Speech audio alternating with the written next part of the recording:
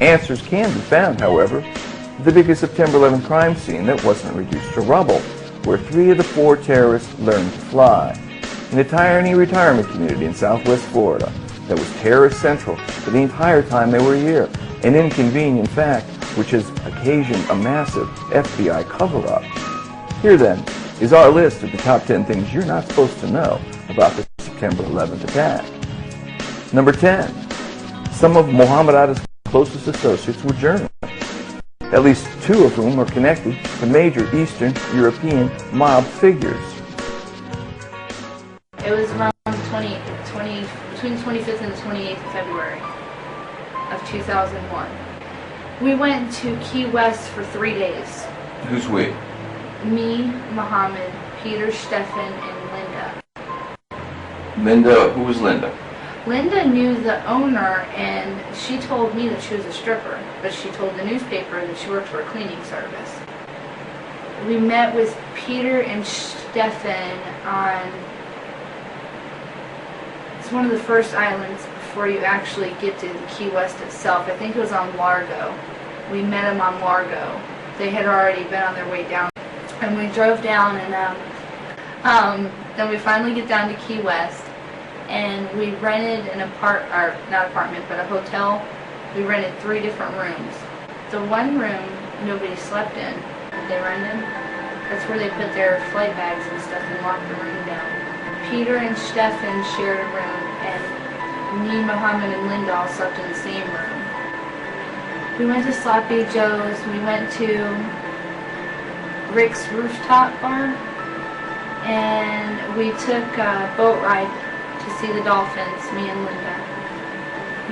Peter, Stefan, and Muhammad all went to Hard Rock Cafe, and they met up with people at dinner there.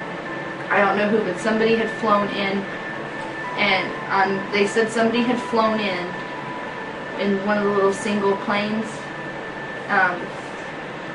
to come speak to them. When we come back, they met up with us on the dock. They was waiting for the boat to come back, and everybody was kind of somber looking.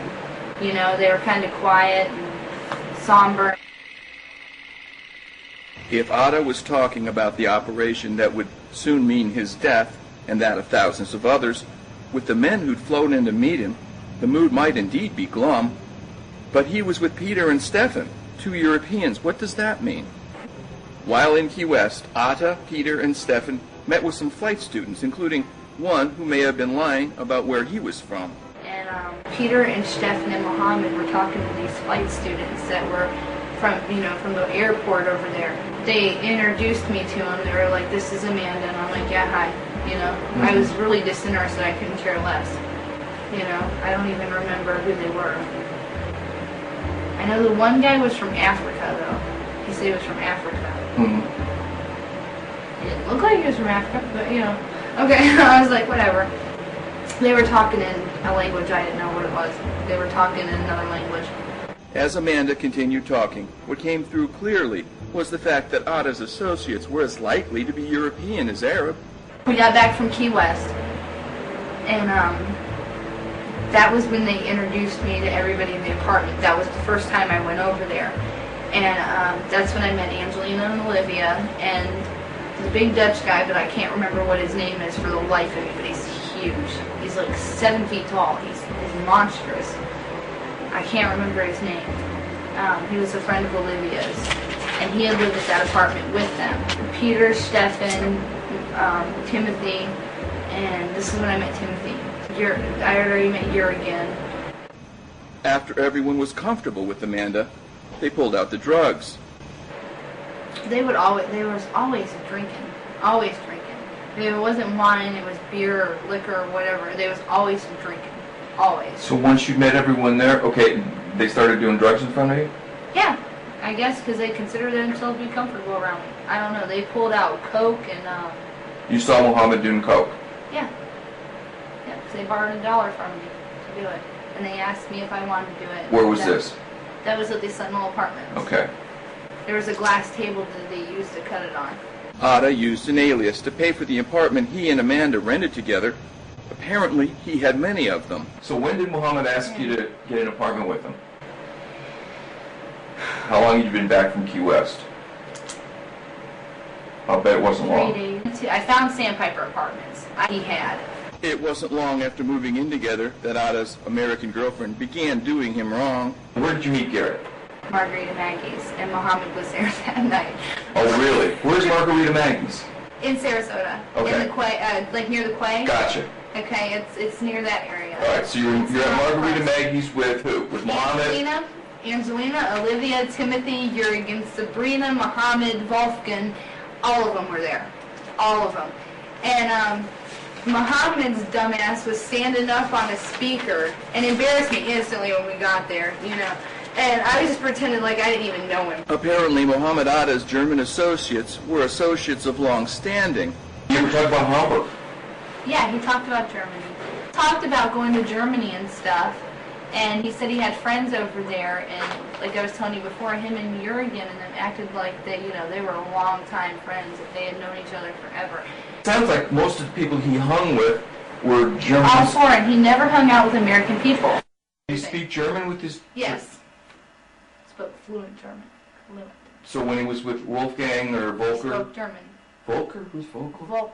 Wolfgang. Wolfgang. It's pronounced Wolfgang in Yeah, English, right. but it's Wolfgang. Wolfgang in German. He had that brand new convertible, that red convertible that he had just rented. He was pimping that all over the place. Ada referred to the organization he belonged to, one responsible for the murder of almost 3,000 innocent civilians, as the family.